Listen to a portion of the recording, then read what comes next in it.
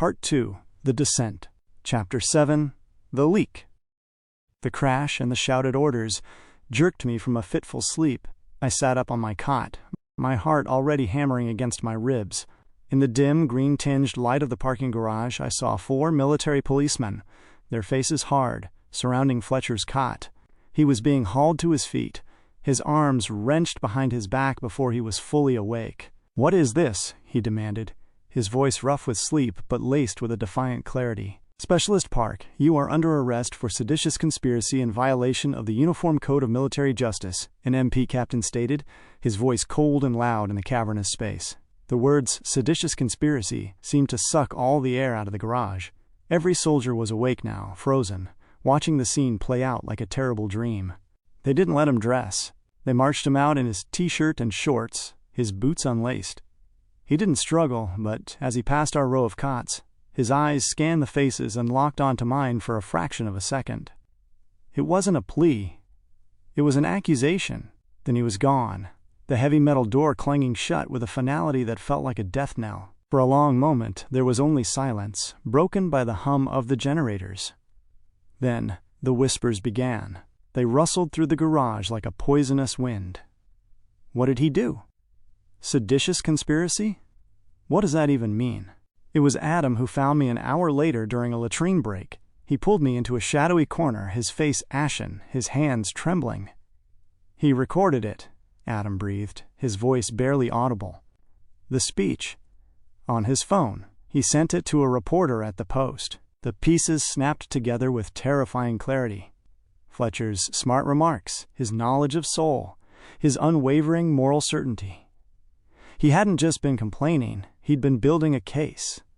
He had evidence of the president demanding personal loyalty and punishing a laugh with solitary confinement.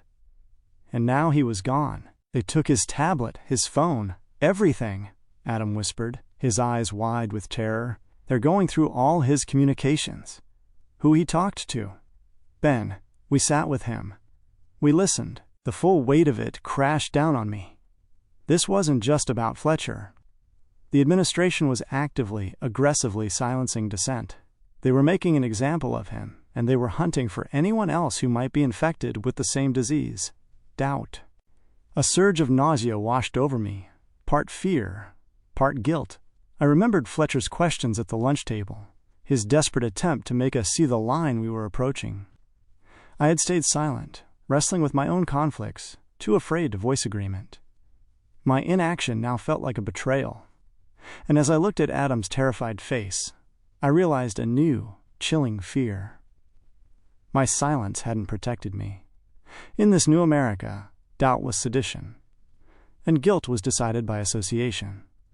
I had been in the room. I was a target.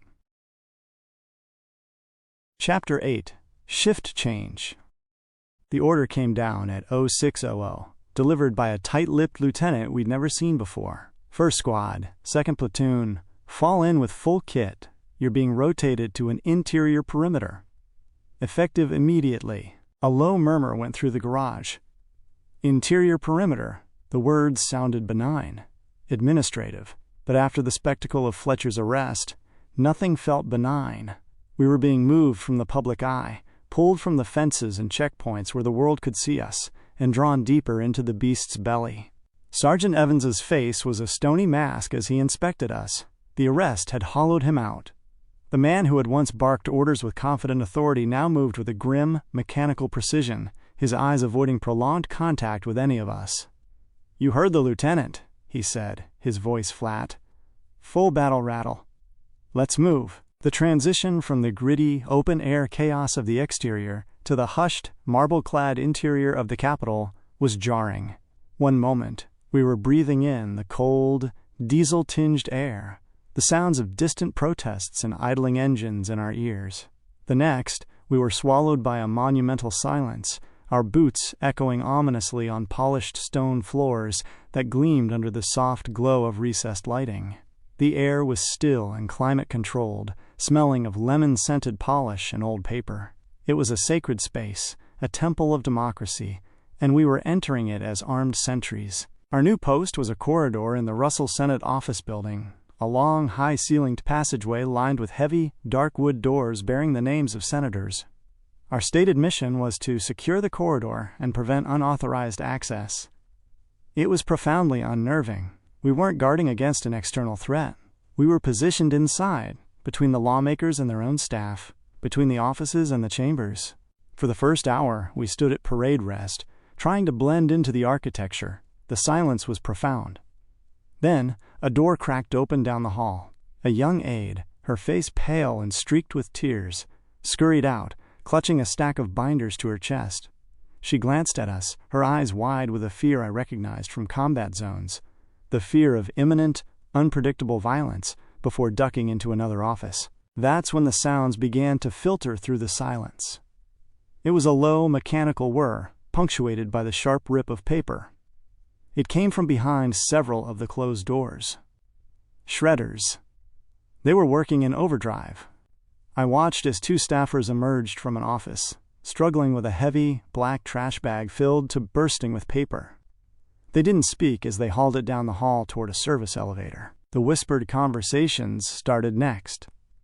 In alcoves and around corners, small clusters of people gathered. I saw lawmakers, men and women I recognized from C-SPAN and news panels, huddled together, their faces drawn and serious. Their voices were low, urgent, their gestures sharp and contained. There was no collegial debate, no political theater. This was the raw, unfiltered sound of fear. They were trying to navigate a landscape where the rules were being rewritten in real time, and the armed guards in their hallways were a constant, grim reminder of their new reality. The blurring of the line happened just before noon. An older senator, a man with a shock of white hair and a reputation for bipartisanship that felt like a relic from a bygone era, approached our position. He moved with a determined, if weary, gait, his eyes fixed on our captain who was making his rounds. "Captain," the senator began, his voice calm but firm, "I need to speak with you. There seems to be a misunderstanding regarding the movement of members between buildings for the scheduled session." The captain, a man named Davies, stood rigid, his eyes looking through the senator, not at him. "The session has been postponed, sir. For security reasons. All members are to remain in their offices until further notice." "Postponed by whom?" the senator asked, a flash of anger in his eyes. "There has been no quorum call, no official notification. I have a constitutional duty to be in that chamber. My orders come from the Secretary of the Army, via the White House Chief of Staff," Captain Davies replied, his voice a monotone recitation. "The Capitol complex is under a security lockdown. No one moves without authorization. That is the order, sir." I felt a cold knot tighten in my stomach. I was watching a United States senator being told he was a prisoner in his own office. He wasn't being protected, he was being contained. The captain wasn't engaging in dialogue, he was enforcing a directive. The line had not just blurred, it had been crossed.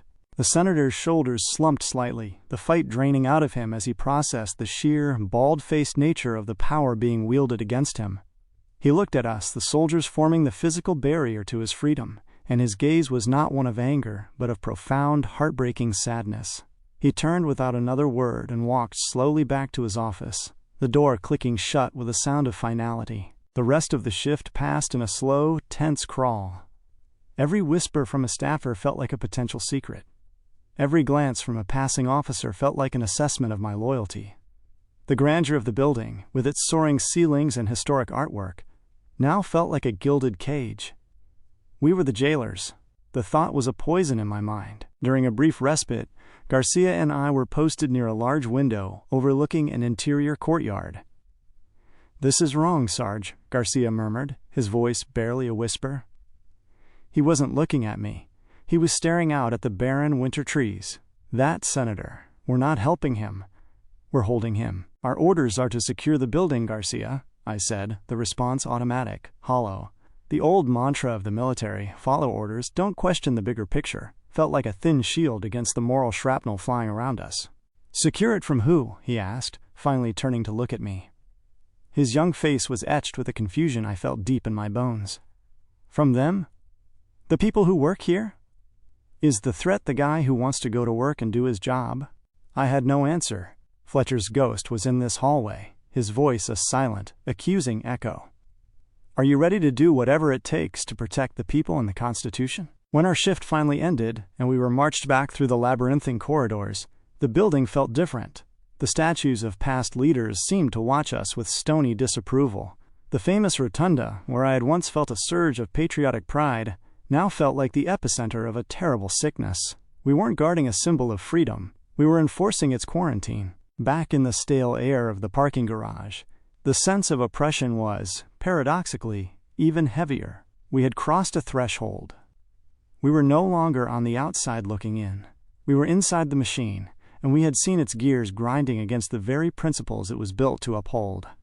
We had become the internal security force for a regime that was systematically dismantling the government from within. And as I lay on my cot that night, the mechanical whir of shredders and the click of that senator's closing door played on a loop in my mind. A chilling soundtrack to a nation being taken hostage, with us, its soldiers, holding the keys. Chapter 9. The Oath Keepers. The change began with the trucks. They weren't the standard-issue military transports we were used to, but a convoy of unmarked, dark green vehicles that rumbled into the garage with an air of grim purpose. They parked in a segregated corner that had been hastily cleared, their engines growling to a stop in near unison. The silence that followed was more intimidating than the noise. We watched from our cots, a morning ritual of coffee and MREs interrupted. The doors of the trucks swung open and they began to disembark. There were about 50 of them. They moved with a fluid, practiced efficiency that was different from our drilled military precision. It was rougher, more predatory. Their uniforms were a close approximation of Army combat gear, but the differences were glaring. No name tapes. No unit patches, no rank insignia. They were ghosts, anonymized and formidable. Their gear was newer, tricked out with aftermarket accessories, high-end optics, suppressors, custom chest rigs. They looked less like soldiers and more like mercenaries. "Who the hell are these guys?" Garcia whispered, his coffee forgotten. Sergeant Evans walked over, his face grim. "New supplemental force.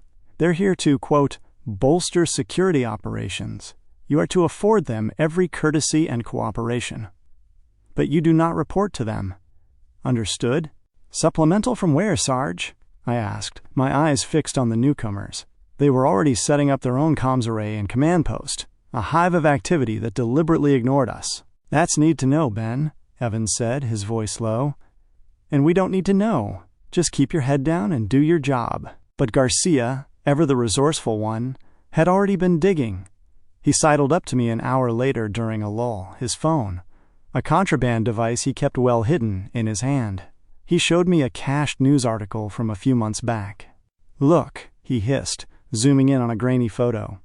It showed men in similar, unmarked gear at a rally, providing a security cordon for a high-level White House advisor. The caption called them a Federalized Civilian Auxiliary. The article used another name, the Oath Keepers.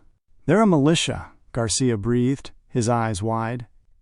"He federalized a damn militia. My cousin was in one of these groups down in Georgia. He said they got vetted and offered special service contracts if they passed.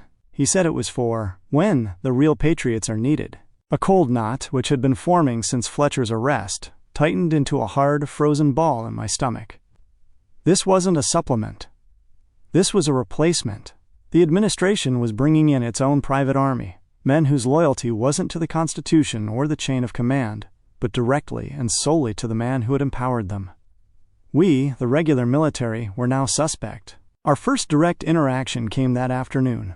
Our squad was tasked with manning a vehicle checkpoint at a service entrance. The new unit, we'd started calling them the Nameless in hushed tones, was running patrols in the area. One of their two-man teams approached our position. The leader, a broad-shouldered man with a scar bisecting his eyebrow, nodded at our setup. His eyes were flat, assessing. "You the regulars on this gate?" "That's right," I said, stepping forward. "Sergeant Ben Carter." "We've got it covered." "I'm sure you do," he said, his voice devoid of warmth. "We'll be running our own random inspections. Just so you're aware. Can't be too careful." He looked past me at my squad, his gaze lingering on Garcia's youthful face. "Lotta young kids. You trust them to make the right call if things get hot?" The implication was clear. We were unreliable. My soldiers are well trained and know their rules of engagement, I said, my voice tighter than I intended. The man smirked. Rules of engagement. Right. He tapped the side of his head. Our only ROE is the mission. And the man who gave it to us. He and his partner moved off, melting back into the landscape with unsettling ease. You believe that guy? Garcia fumed once they were out of earshot. The man who gave it to us. Who does he think he is? He thinks he's the future, a voice said from behind us. We turned to see Specialist Adam Chase, his face pale. He'd been quiet since Fletcher's arrest, keeping to the shadows. They're the president's personal guard. We're just the backdrop now. The plausible deniability. Later that evening, the true purpose of their arrival became starkly clear. We were gathered near our cots when a commotion erupted from the Nameless's command post. 2 of them were hauling a struggling figure in Army combat fatigues between them. It was Corporal Jenkins from Bravo Company, a guy everyone knew, a joker who played guitar. "Let me go!" "What is this?" Jenkins yelled, his voice cracking with panic. The scar-faced leader stepped in front of him. "Corporal Jenkins, you were overheard in a latrine expressing reservations about the president's leadership, questioning the legitimacy of our current operations. I was just talking to a friend. It was a private conversation." "There are no private conversations when the nation's security is at stake," the man said, his voice loud enough for all of us to hear. "It was a performance. Seditious speech is a poison. It weakens the resolve. We are here to cut out that poison." He nodded to his men. "Take him to holding. He's being processed for discharge." We stood, paralyzed, as they dragged a screaming, crying Jenkins away. He wasn't just being arrested, he was being purged. And it was being done not by our own command, but by these outsiders, these enforcers. The garage was tomb silent after they left. The message had been received by every single one of us. Sergeant Evans walked over, his face a mask of fury and powerlessness. He looked at me, and for a second, the mask slipped. "See?" he whispered, his voice thick with a despair I'd never heard from him. "You see what's happening, Ben? They're not here to help us. They're here to watch us." I finally understood. The Nameless were more than just a militia. They were the embodiment of the president's will, a paramilitary force answerable only to him. They were the stick, and we were the donkeys being beaten into line. They were the true enforcers, and their presence was the clearest signal yet that the man in the Oval Office saw the United States military not as his instrument, but as his obstacle. That night, the garage felt more divided than ever. We, the National Guard, huddled on our side, a demoralized herd. They, the Oath Keepers, maintained their separate, vigilant camp. The 2 Americas were now sharing the same room, and one of them was armed with the full, terrifying authority of the state. The cold knot in my stomach told me it was only a matter of time before the 2 sides collided. Chapter 10.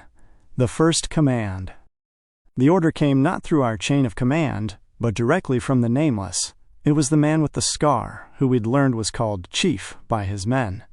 He approached Sergeant Evans as our squad was doing a routine equipment check, his presence casting an immediate pall over our corner of the garage.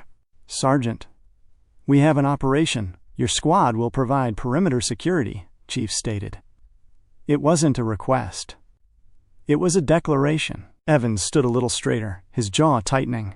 "What's the nature of the operation, sir?" "My men need to know the mission parameters." Chief's lip curled slightly. "The nature is national security. An individual within the Russell Building is being detained for espionage. Your role is to secure the corridor. That's all you need to know." The word espionage hung in the air, toxic and vague. In the world we were now living in, it could mean anything from selling state secrets to complaining about the president on a private phone call. Evans's face lost a shade of its color. I saw the conflict raging behind his eyes, the lifetime of ingrained discipline warring with the screaming wrongness of the situation. He was a non-commissioned officer, the backbone of the Army. His job was to execute lawful orders. But was this lawful? The authority came from a civilian-clothed militiaman, and the target was a congressional staffer. "Sir," Evans began, his voice strained. "With respect, the detention of a civilian, especially a congressional staffer, falls under. There are procedures." The Capitol Police. The Capitol Police have been relieved of that duty for this operation, Chief interrupted, his voice flat and final. The Attorney General has designated this a matter of executive security. The military is to provide support. That is you. Are you refusing the order, Sergeant? The question was a trap. Refusal meant joining Fletcher and Jenkins in whatever black site they now occupied. It meant a court-martial, a dishonorable discharge, the ruin of a career. Evans's eyes flicked to us, his squad. Garcia's wide, fearful eyes, Adam's look of pure terror, my own stony apprehension. The weight of our futures was on his shoulders. He took a slow, deep breath, the exhale shuddering slightly. No, sir. We are not refusing. What are your specific instructions? The defeat in his voice was a physical blow. The last barrier of principled resistance within our immediate world had just crumbled. Chief laid out the plan with cold efficiency. His team would make the entry and the apprehension. Our squad would form a secure corridor from the office door to the service elevator, ensuring no one interfered. We were to be stagehands in a play of terror. The walk to the Russell Building was a death march. Our footsteps echoed in the cavernous tunnel connecting the garage to the Capitol complex, a grim percussion for what was to come. No one spoke. The usual pre-op banter was dead. We were ghosts in our own lives. We reached the corridor, the same one we had guarded before. It was empty now, cleared by the nameless in advance. The air was thick with tension. Chief positioned his four-man team by a door marked SEN. Walsh, DMI.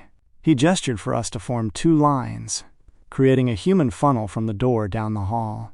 Remember, Evans said to us, his voice hollow, we are perimeter security only. We do not participate in the detention. Is that clear? It was a pathetic distinction, a fig leaf of moral cover, and we all knew it. Chief didn't bother with a knock. He nodded, and one of his men drove a hydraulic ram into the door jamb with a sickening crack of splintering wood. The door flew inward. From inside, a woman's voice, sharp with alarm. What is this? You can't just... The sound was cut off by gruff, male voices.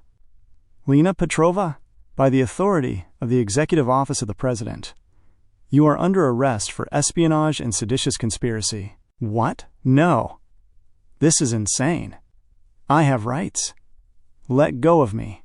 The struggle was audible, the crash of a falling chair, the thud of a body against a wall. We stood in our lines, our rifles held at port arms, staring straight ahead, trying to shut it out. My knuckles were white on the pistol grip of my M4. The weapon felt impossibly heavy, a tool of oppression rather than defense. Then they emerged. Two of the nameless were dragging a woman between them. She was in her late 20s, her blouse torn at the shoulder, her glasses askew.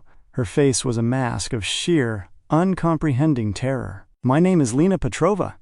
I am a senior legislative assistant for Senator Walsh, she screamed, her voice echoing in the marble hall. I demand to see a lawyer. This is a violation of the First Amendment. You have no right. Chief walked beside her, utterly unmoved. You forfeited your rights when you decided to conspire against the government. She twisted in their grip, her eyes wild, scanning the faces of the soldiers surrounding her. She saw me. Our eyes met for a fleeting second. Her look was not one of anger, but of desperate, pleading humanity. Help me, it screamed. You are a soldier. Help me. And I did nothing. I stood my ground, a statue of complicity, my eyes fixed on a point on the wall behind her. I followed my orders. I maintained the perimeter. Someone call the senator, please, she begged as they dragged her past our formation. Tell them what they're doing. They're taking everyone. They're taking anyone who... One of the nameless clamped a hand over her mouth, muffling her cries. The sound that escaped was a choked, guttural sob of pure despair. They hustled her down the corridor and into the service elevator. The doors slid shut, swallowing her whole. The silence they left behind was deafening. It was broken only by the ragged breathing of my squad and the soft, hiccuping sound of Garcia trying not to cry. Chief walked back to Evans. Operation complete. Your squad performed adequately. You'll be debriefed on further duties. He and his team walked away, their boots clicking on the marble, as if they'd just taken out the trash. No one moved. We were frozen in our positions, standing in the hallway of a United States Senate office building where an American citizen had just been violently kidnapped by a paramilitary force, and we had held the lights for them. Evans finally spoke, his voice a broken whisper. "Stand down. Form up. We're returning to the garage." The march back was 1,000 times worse. The shame was a physical weight, bending our shoulders, dragging at our feet. We had crossed a line. It wasn't a line drawn in the sand. It was a line etched on the soul, and we had stomped right over it. We hadn't fired a shot, we hadn't thrown a punch, but we had been accomplices.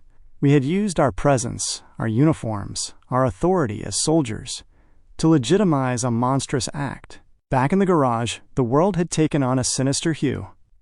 The nameless went about their business, a few of them smirking in our direction. We were now proven collaborators. They had tested our compliance, and we had passed. I walked to the latrine, the one place that offered a semblance of privacy. I turned on the faucet and scrubbed my hands under the scalding water. I scrubbed and scrubbed, the coarse government-issue soap lathering up, but I couldn't get them clean. I could still feel the weight of the rifle. I could still see Lena Petrova's terrified eyes, the plea in them. I could still hear her muffled sobs. I looked at my face in the steel mirror. The face looked older, the eyes haunted. This was no longer about politics, about who was right or wrong about an election. This was about good and evil. And today, I had stood on the side of evil. I had followed an order that I knew in my gut was wrong. Because I was afraid. I was a coward. That night, lying on my cot, I couldn't sleep. The image of that woman played over and over in my mind. Espionage. What evidence did they have? Would she ever see a lawyer? A judge? Or had she just disappeared into a system that was being rewritten before our very eyes? I thought of Fletcher. He had tried to warn us. He had seen this coming. He had chosen to fight, and he was in a cell for it. I had chosen to obey, and I was in my cot, a free man. But I felt more imprisoned than he could ever be. I had sold a piece of my soul for the illusion of safety, for the preservation of my career, for the fear of what would happen if I said no. And I knew, with a chilling certainty, that this was only the beginning. The first command had been a test. We had passed. The next command would be worse. And the one after that, worse still. How far would I go?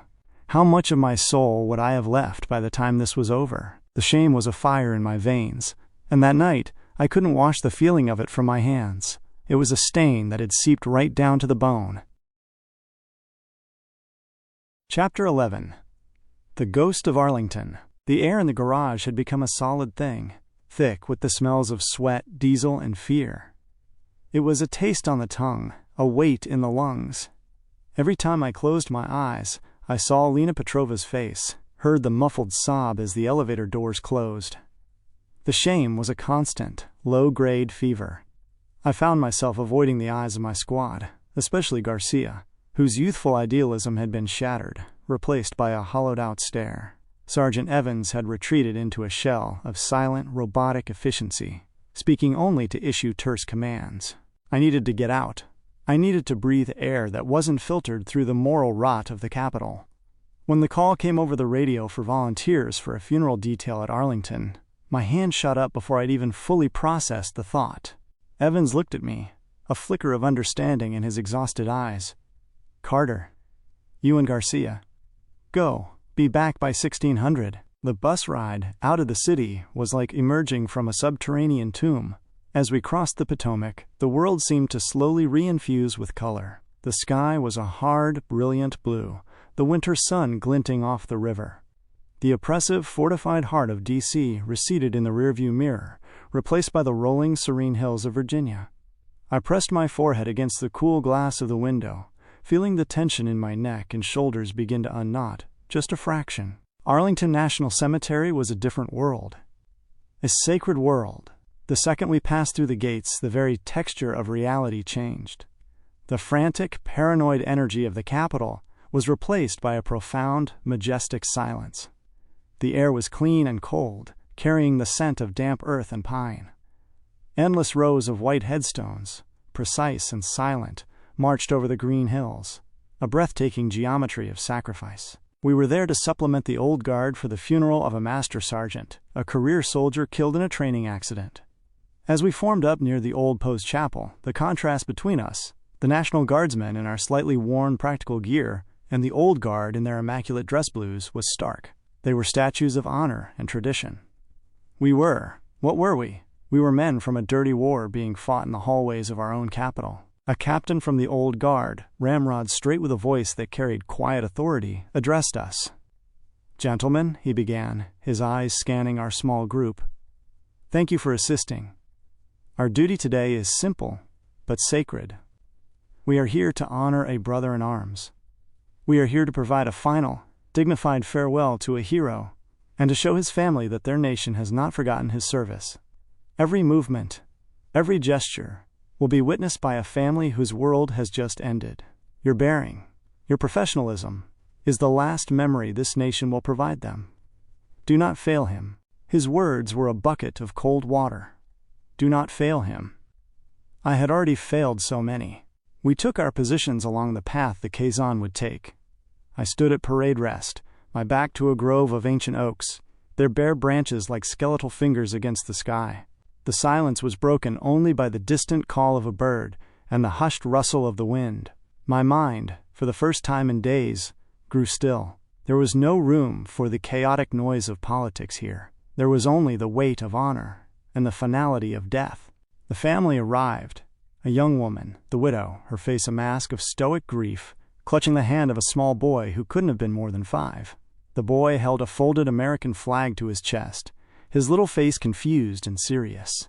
Behind them, elderly parents, their steps slow, their postures bent by a loss no parent should ever bear. The caisson, drawn by 6 perfectly matched horses, rolled forward with a slow, rhythmic creak. The casket, draped in the flag, was borne by the old guard, their movements a flawless, synchronized ballet of reverence. The sharp crack of the rifle salute made Garcia, standing next to me, flinch. Then, the lone bugler raised his instrument. As the first, pure notes of taps cut through the still air, something broke inside me. The melody was a key that unlocked a chest of emotions I had been desperately trying to keep sealed. It was a sound of infinite sadness, of final farewell, but also of profound, unwavering gratitude. Each note hung in the air, a perfect, aching jewel of sound, before fading into the silence of the thousands of headstones. My eyes welled up, the hot tears a shocking contrast to the cold air on my cheeks. I didn't try to stop them. I looked from the weeping family to the flag-draped casket, to the perfectly folded triangle being presented to the little boy, and then past them, to the endless sea of white markers. Each one was a story. Each one was a soldier who, like me, had taken an oath. They had fought and died for an idea. A constitution, a nation, a flag. They had died to protect a system of laws, not of men. They had died for the principle that no single person is above the law. And what was I doing? I was standing guard while a political leader used men like these, men who had given everything, as a pretext to shred that very Constitution. I was pointing my rifle inward, at the people and the institutions those men had died to protect. The memory of the old veteran from my first visit here slammed into me with the force of a physical blow. His gravelly voice echoed in my mind as clearly as if he were standing beside me. "You remember who you're really sworn to? It ain't the man in the house. It's the people who sent him there and the ones who rest here." A sob caught in my throat. I was failing. I was failing the old veteran. I was failing the master sergeant we were burying today. I was failing every single one of the silent, watching dead. I had sworn an oath to defend the Constitution against all enemies, foreign and domestic, and I was actively, through my inaction and compliance, aiding and abetting a domestic enemy who was tearing it apart. The ceremony concluded. The family was led away, the little boy still clutching his flag, a piece of his father he would carry for the rest of his life. We were dismissed. The other soldiers began to talk in low, respectful tones, moving back toward the buses. I couldn't move. I stood frozen, my feet rooted to the hallowed ground. I felt a presence and turned.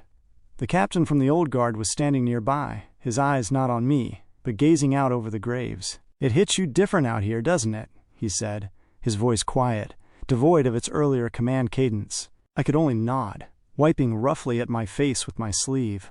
"I've buried hundreds of them," he continued. "Young, old, war heroes, peacetime soldiers. Every one of them, when they raised their right hand, swore the same oath you did. Not to a king, not to a president." He finally turned his head, and his gaze was like a laser, seeing right through me, down to the festering shame and conflict. "They swore it to this." He gestured with his chin, encompassing the entire cemetery, the Capitol visible across the river, the whole idea of America. "This is your command post, Sergeant. This is the hill you defend. Everything else is just noise." He gave me a final, slow nod, then turned and walked away, his posture perfect. A man who knew exactly who he was and what he served. His words were the final, crucial turn of a lock. The noise, the president's rants, the fear of the nameless, the careerist calculations. It all fell away, revealed as the meaningless static it was. The only thing that was real was the promise made in this field of stone, the promise those men had kept with their lives. I looked across the river at the Capitol dome, gleaming in the afternoon sun. It no longer looked like a fortress to be guarded, or a prize to be won. It looked like a testament to the system those men had died for. A system that was now being strangled in its sleep. I made a vow then, standing there among the ghosts. A silent, solemn oath to the Master Sergeant, to the old veteran, to all of them. I would find my courage. I would remember who I was really sworn to. It wasn't to the man in the White House. It was to their memory. It was to the little boy with the flag. It was to the Constitution they had all sworn to defend. The weight didn't disappear, but it transformed. The shame began to harden into a core of resolve. I had been a coward. I had followed an unjust order. It would not happen again.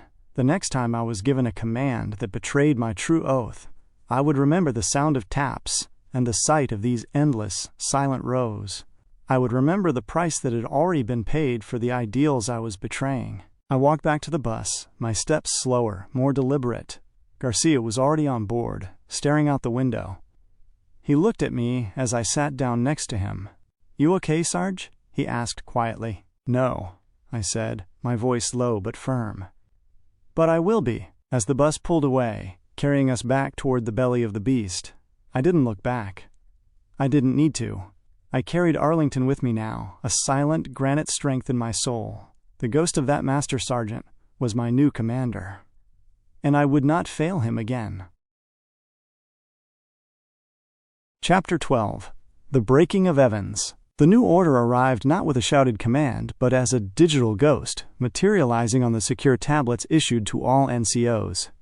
I was cleaning my weapon when Sergeant Evans's tablet chimed with a specific, ominous tone reserved for high-priority directives. He picked it up, his face a mask of tired routine, and then I watched the blood drain from his complexion. His hands began to tremble, a slight, almost imperceptible vibration that made the tablet shimmer in the low light. He looked up, his eyes scanning the garage until they found me. In that one glance, I saw a tsunami of dread and conflict. "Squad leaders," his voice cracked. He cleared his throat and tried again, louder. "Squad leaders, on me, now." We gathered around him. Myself, Sergeant Miller from 1st Squad, Corporal Lee from 3rd. Evans wordlessly handed us his tablet. The document on the screen was titled, Directive 77, Personnel Vetting and Ideological Recertification. My eyes scanned the cold, bureaucratic language. Ensure the absolute loyalty and ideological purity of all personnel engaged in domestic stabilization operations. All non-commissioned officers are required to submit a confidential evaluation of each soldier under their command, assess alignment with the strategic objectives of the executive command, flag any individual demonstrating hesitation, dissent, or sympathies contrary to the mission of national renewal. Corporal Lee was the first to break the stunned silence. "What the hell is this? Ideological purity? Since when is that in our purview?" Sergeant Miller, a gruff, by-the-book lifer, shifted uncomfortably. "It's an order, Corporal." "We follow it." "Follow what?" Lee shot back, his voice rising. "How am I supposed to measure alignment with strategic objectives? My job is to make sure my soldiers can shoot, move, and communicate, not to police their damn thoughts." "It's a loyalty oath," I said, my voice quiet but cutting through the argument. I looked at Evans. "That's what this is. They're making us complicit. They're turning us into their political officers." Evans finally spoke, his voice hollow. "It doesn't matter what it is. It's a direct order from the Secretary of the Army. We have 24 hours to complete the evaluations." He looked at each of us, his eyes pleading. "Just be judicious. Be fair. Be fair." The words were a pathetic whisper against the storm this directive represented. There was no fair here. This was an inquisition, and we were being ordered to light the torches. Squad_3_group_chat encrypted. "Garcia, yo, did you hear about this eval thing? WTF is ideological purity? Am I pure enough? I showered this week, I swear. PFC Daniels. My last eval said I needed to work on my land nav. Now I gotta work on my thoughts? This is some Gestapo shit. Spec. Chase, Adam, they know. They have to know. This is how they find people like me. This is the purge." "Garcia, dude, relax. It's just paperwork. They can't kick you out for being you." "Spec, Chase, Adam, you saw what they did to Fletcher. You saw them take that staffer. You think they'll hesitate with me? My paperwork is a time bomb. My wife, my son, Ben, SGT. Everyone, stand down. Keep the chat clear. Adam, see me in person. Do not put this in writing." I put my phone away, my heart hammering. Adam was right. This was a hunting license, and Evans was being forced to lead the hunt. That night, the garage was a library of silent anxiety. Every soldier knew. You could feel it in the air. The sideways glances, the hushed conversations that died the second an NCO walked by. Trust, the fundamental glue of any military unit, was being systematically dissolved and replaced with paranoia. I found Adam sitting alone on his cot, staring at a photo of his wife and son on his phone. His hands were shaking. "Ben," he whispered without looking up. "What do I do?" I sat next to him. "I don't know, Adam. I honestly don't know. Evans, he knows about me. He's kept it quiet, but if he doesn't put it in this eval, he's disobeying a direct order. They'll crucify him." He looked at me, his eyes brimming with tears. "I can't ask him to do that. His career, his pension. Let him make that choice," I said, though the words felt weak. We both knew what choice Evans would be forced to make. The next morning, Evans looked like he hadn't slept. He avoided everyone's gaze, especially Adam's. He submitted the evaluations at 0900. By 0930, the nameless were moving. They didn't come with shouts or force. It was worse. It was clinical. Chief and 2 of his men walked calmly into our section of the garage. They didn't look at Evans. They went straight to Adam's cot, where he was packing his rucksack, his movements slow and deliberate, as if he'd been expecting this. "Specialist Alyssa Chase," Chief said, his voice devoid of emotion. Adam flinched at the dead name but stood tall. "It's Adam, sir." Chief ignored him. "By the authority granted under Directive 77, your service is hereby terminated. You have been deemed ideologically non-compliant and administratively unfit for continued service. You will surrender your weapon, your gear, and your military identification. Effective immediately, all veteran benefits and medical coverage for you and your dependents are revoked." The air was sucked out of the room. Benefits revoked. The words were a death sentence for his family's security. Adam's composure shattered. "No, you can't. My son, he has asthma. He needs his medication." "That is no longer the concern of the United States military," Chief said, his tone as cold as a surgeon's scalpel.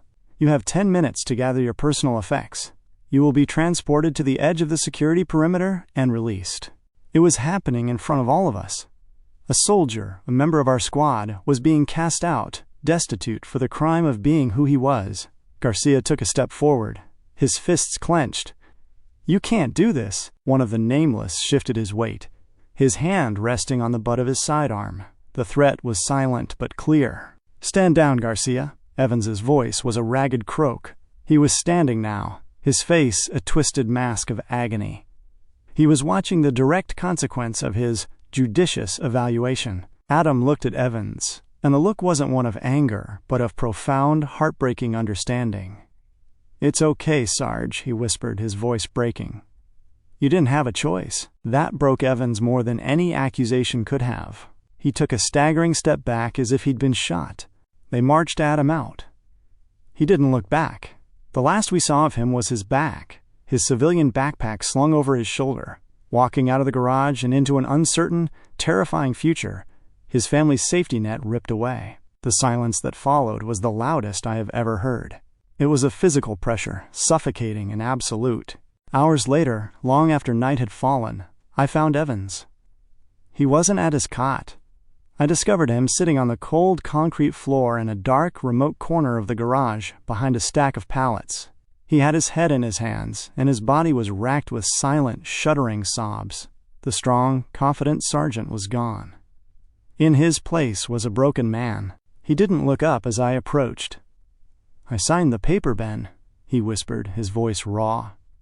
"I filled out the form. I checked the box.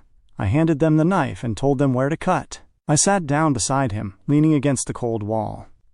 There was nothing to say. "I have 20 years in," he continued, his words spilling out in a torrent of grief and self-loathing. 20 years. I followed every order. I believed in it. The chain of command. The system. It was supposed to be right. It was supposed to have honor. He finally lifted his head, and his face was slick with tears in the dim light. "What is this, Ben? What are we doing? We're not soldiers. We're thugs. We're fucking enforcers for a tyranny." He was putting words to the poison in my own soul. "I just destroyed a kid's life," he choked out. "A good soldier? A good man. Because I was too much of a coward to say no. I was afraid of losing my pension.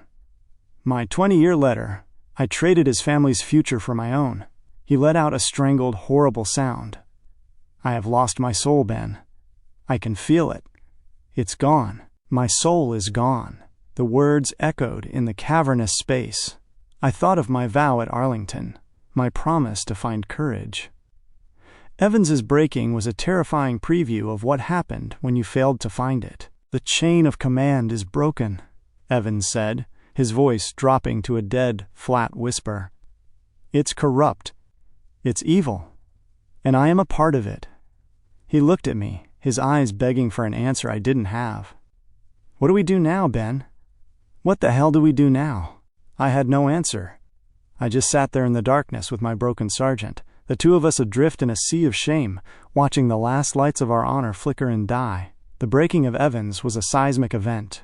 The backbone of our small world had snapped, and in the echoing silence that followed, I knew, with a chilling certainty, that the next order given would be the one that started the war.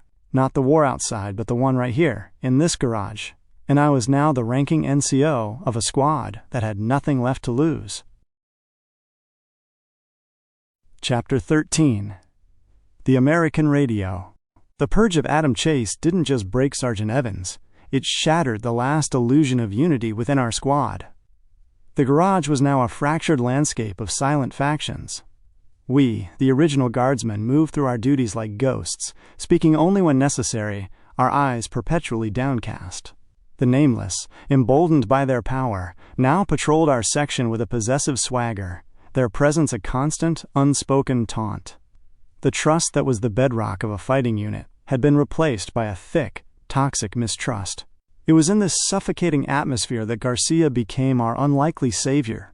He was a digital native, a kid who'd been building computers since he was 10 and could code in half a dozen languages.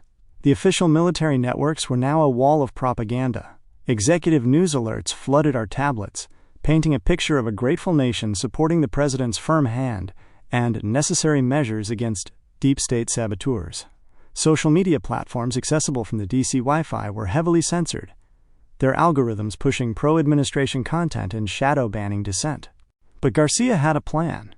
He found me during a latrine break, his eyes alight with a fervor I hadn't seen in weeks. "Sarge, I need a distraction." 10 minutes. At the far end of the garage, near the old generator maintenance closet. "What for, Garcia?" "A window," he whispered, his voice tight with excitement. "I'm going to open a window." I didn't understand, but I trusted him.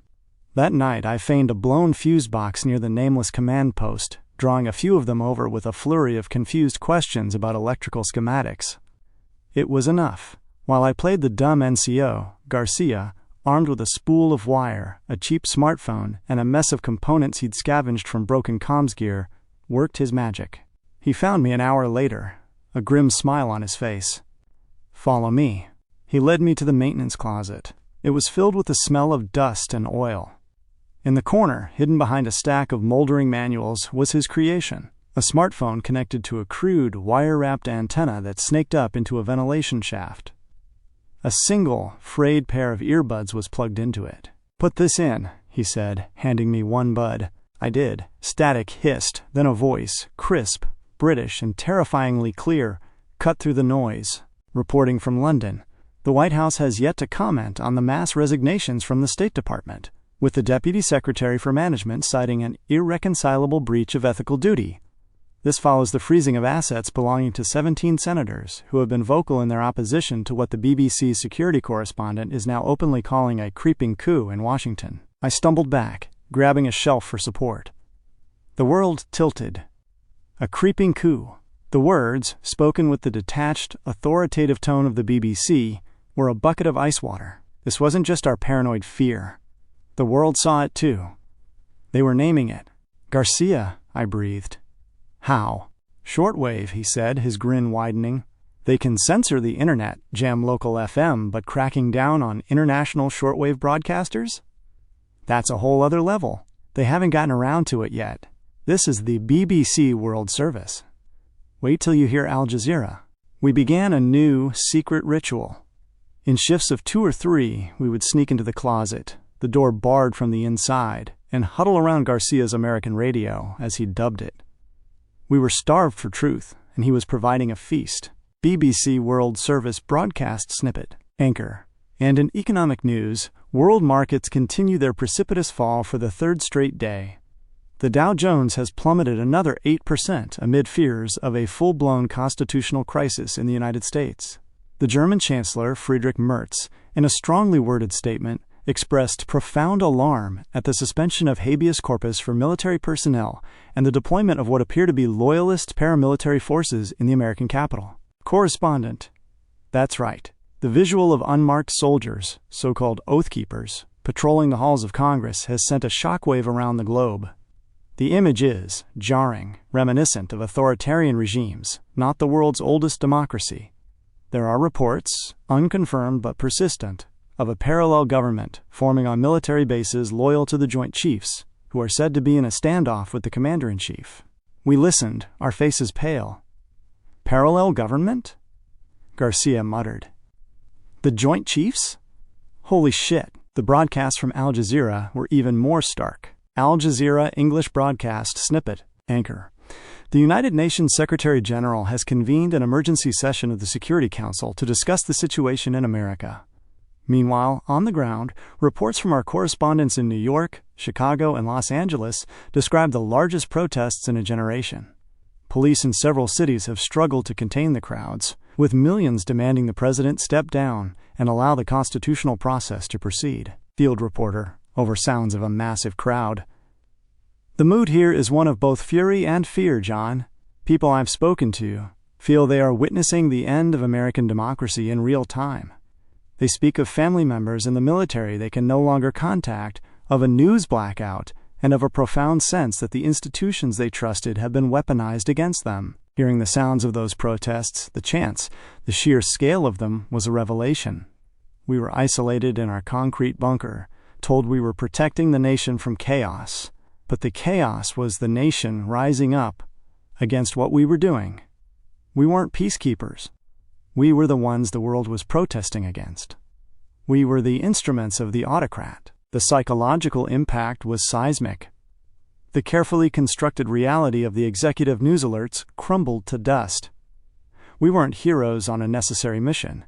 We were the villains in a global news story. The secret listening sessions became the core of our resistance. But we needed to communicate, to coordinate. Our encrypted squad chat felt vulnerable now. We needed something else. That's when Garcia introduced Solitaire. It was a boring, offline card game app he pushed to our phones via a local, peer-to-peer Bluetooth mesh network he'd coded. It's not just a game, he explained to a small group of us in the closet after a radio session. Look, when you beat a level, it unlocks a share your score prompt. That prompt is a dead drop. You type your message, it gets encrypted and stored locally. The next person in our group who opens the app and hits Get High Scores downloads the message. It never touches a central server. It's just data passing phone to phone, hidden in a game. It was genius. We became a network of ghosts, communicating in plain sight. The nameless would see us staring at our phones, playing a stupid card game, and think nothing of it. Solitaire Network, message log. User_Guardian23, Garcia, heard on BBC. Joint Chiefs considering re-signing en masse. This is it.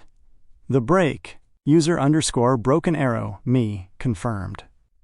Evans just got word. All patrols are being doubled.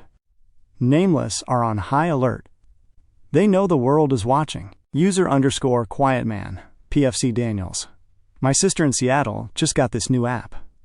Liberty Flowers. Looks like a dumb gardening game. She says it's the only way to get real news there. It's on the dark web. People are using it to organize protests. User_Guardian23, heard about that. It uses a similar P2P mesh net. The public is figuring it out. They're ahead of us. The existence of Liberty Flowers was a spark of hope. The public wasn't just passively accepting this. They were fighting back with the tools they had. They were bypassing the censorship. The outside world began to pierce our bubble in other ways. During a rare moment of weak, unjammed cell service, my phone buzzed with a FaceTime request. It was Sarah.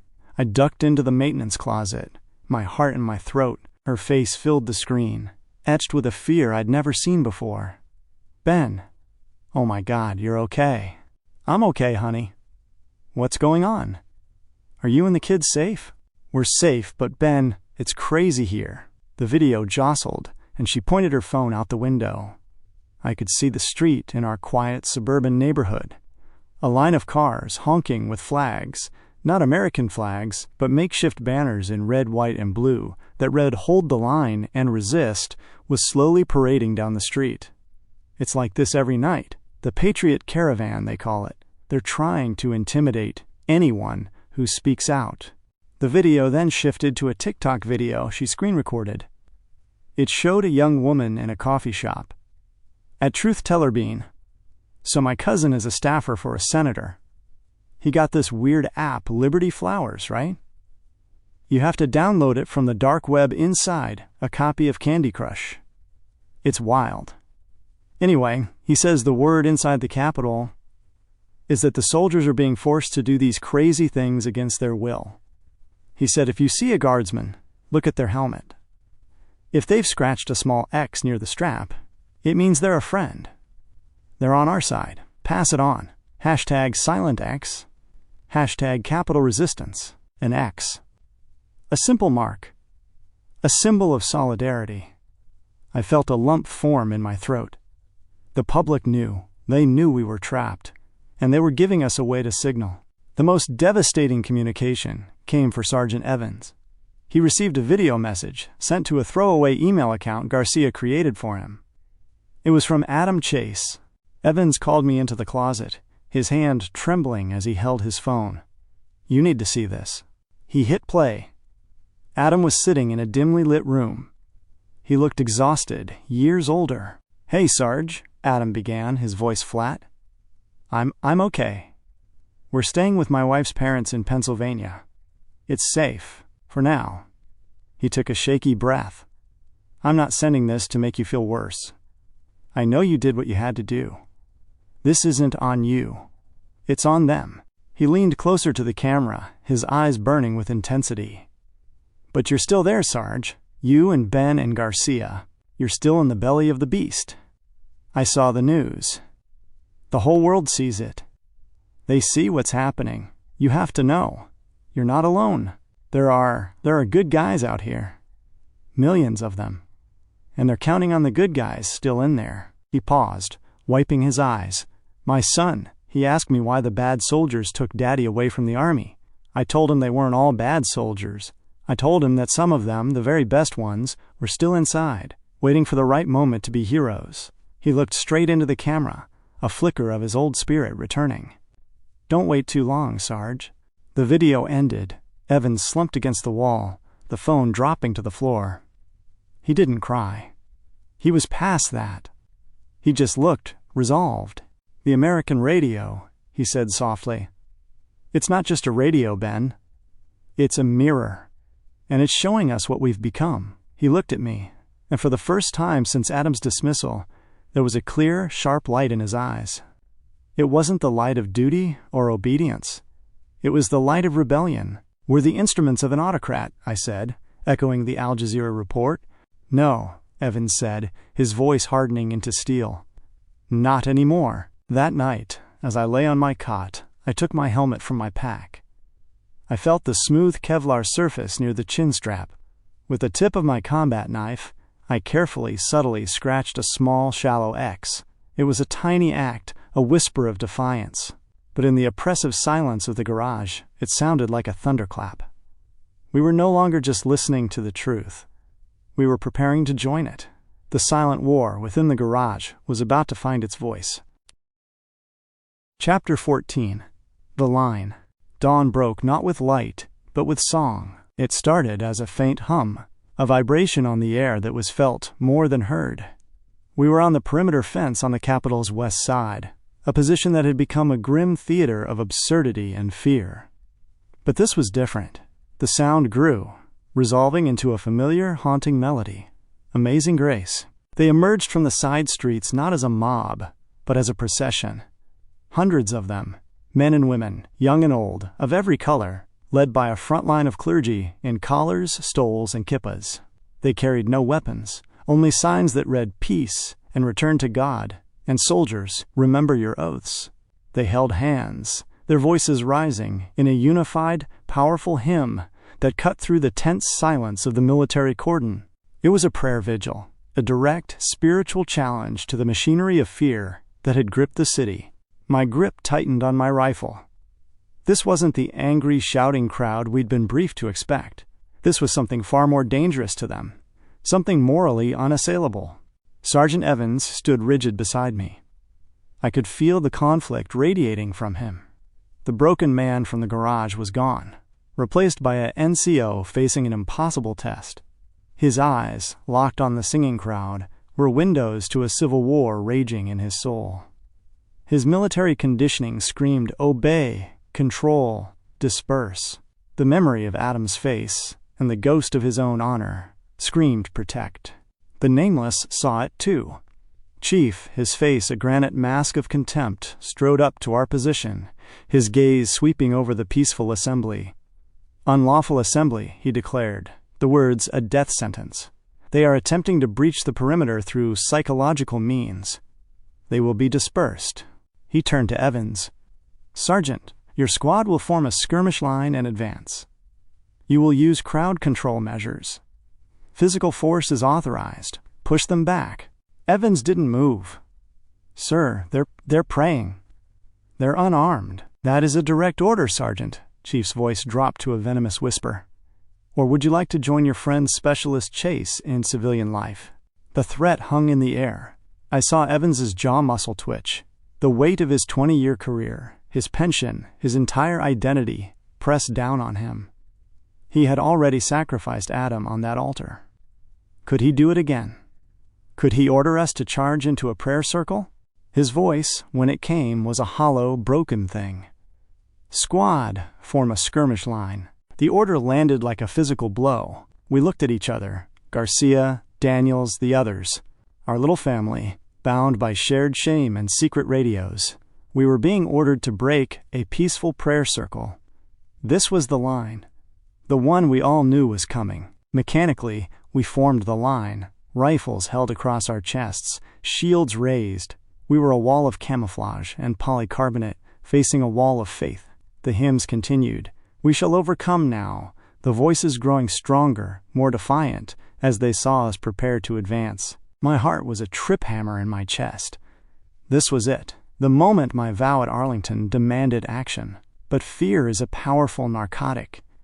It paralyzes. It whispers compromises. Just follow the order. Just push them back. It doesn't have to get violent. But I knew it would. The nameless were watching, waiting for an excuse. "Advance!"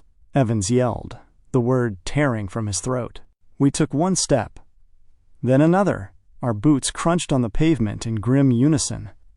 The gap between us and the protesters closed. 50 yards, 40.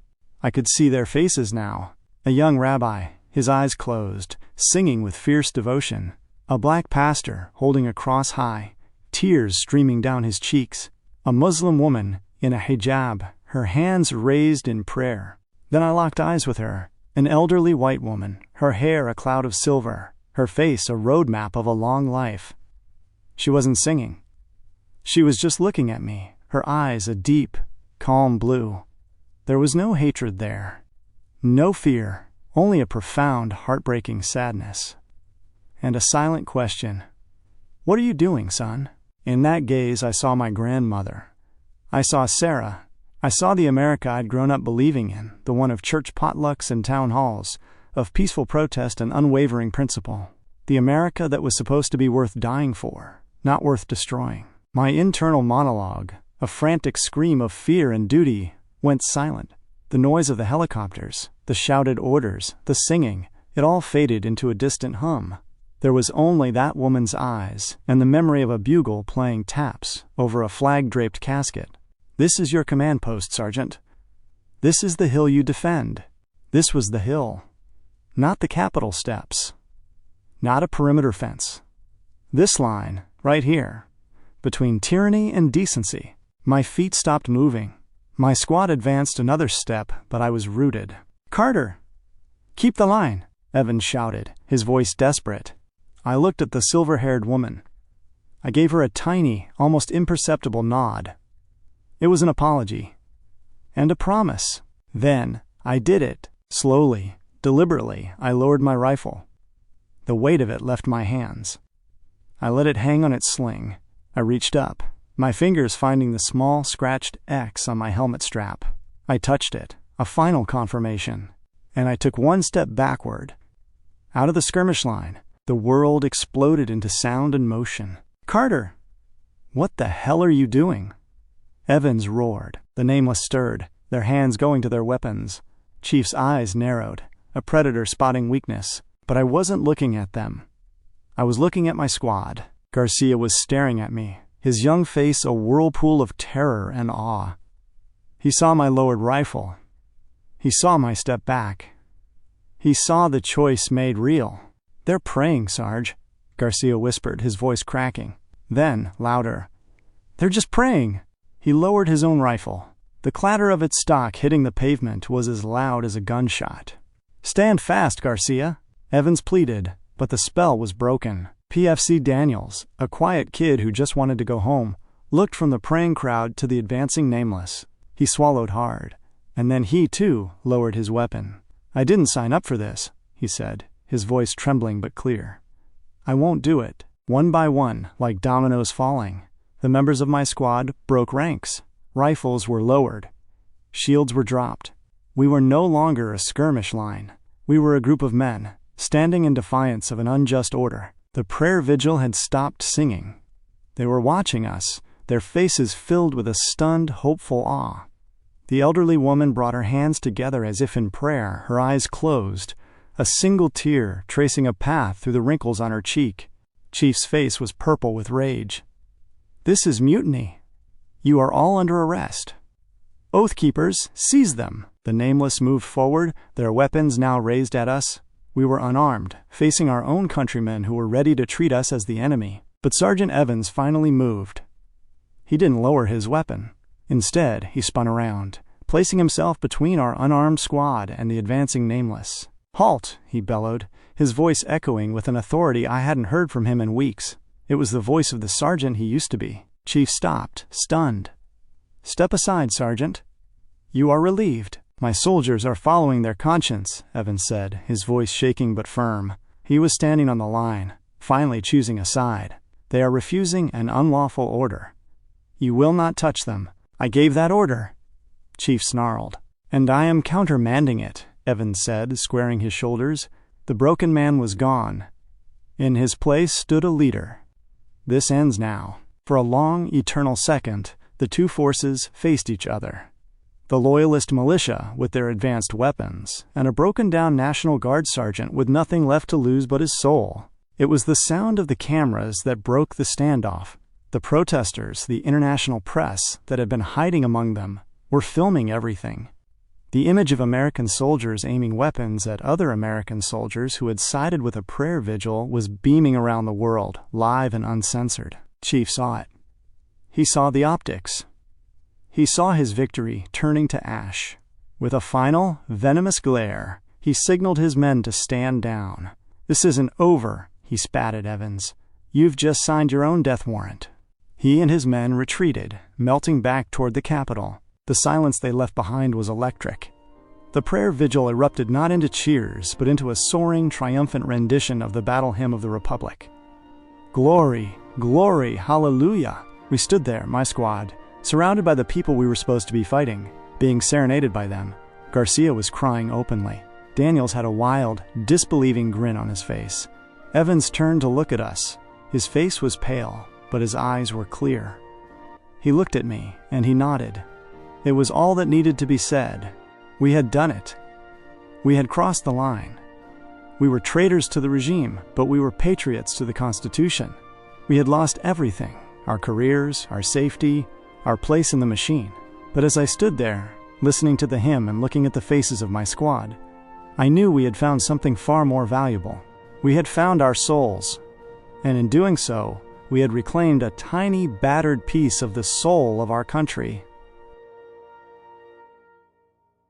The battle was far from over, but for the first time, we were on the right side of the line, and we would not be moving back. Chapter 15. The Stand.